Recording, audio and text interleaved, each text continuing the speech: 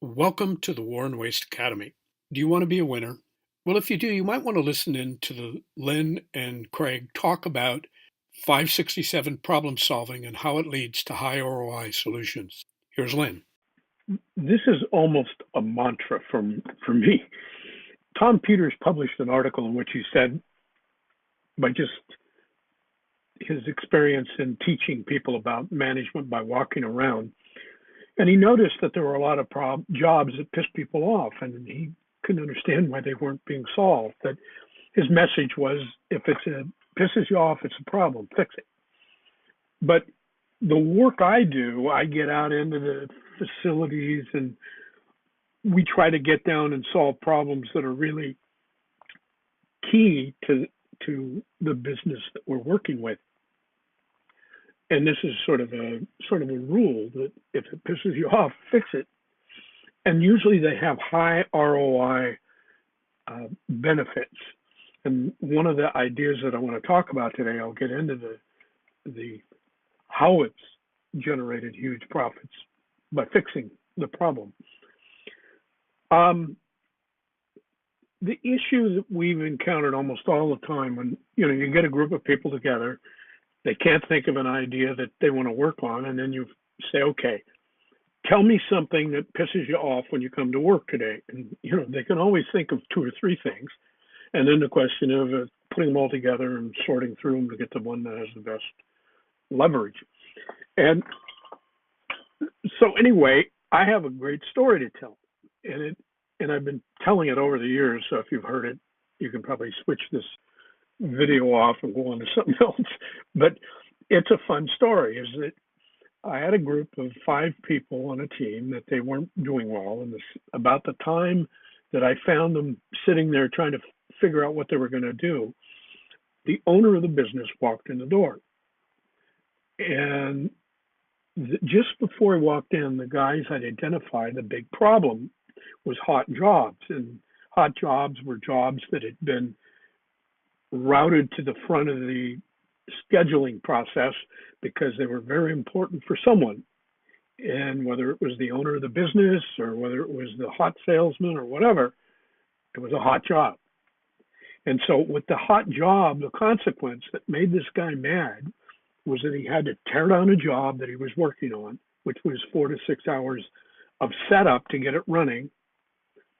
Then he had to put in the new job, put the other tools away that he was using, bring in the new job, set it up, run it, and then go back and reset up the other job.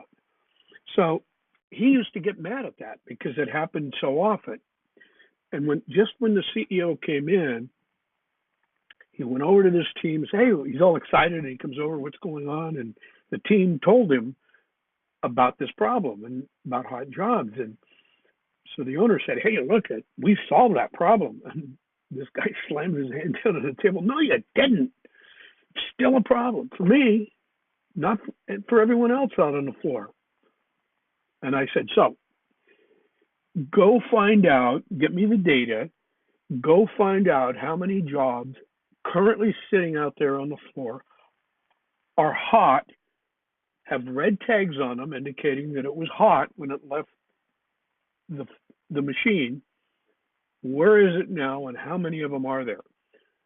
So the CEO went with his team, and they went out. There were 2 pads, 3 guys with each team, the CEO with 2, and the angry guy with the other 2. And they came back in about 15 minutes with the pads filled up.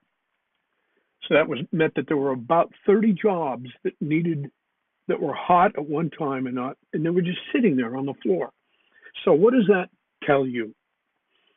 As a businessman, that meant that there was every one of those jobs represented 4 to 6 hours of waste. So 60 hours, 60 jobs times 4, let's say 5, that's 300 hours of lost production.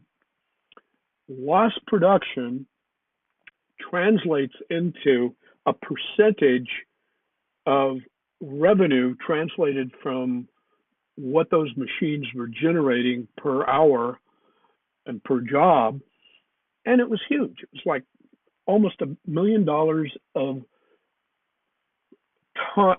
of put it this way, output of the factory that they lost because of this hot jobs problem.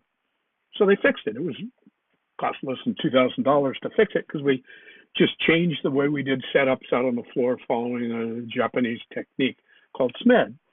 Piece of cake. So the message here was when you find a hot job, find a job that makes you angry, that pisses you off, probably worth a lot of money to the company. So fix it. That's my message. Thank you very much for your time. In closing, 567 problem solving always works with high ROI, any problem in any industry. If you want to get hold of either Craig or Len, their email and phone numbers are listed below. Again, thank you very much.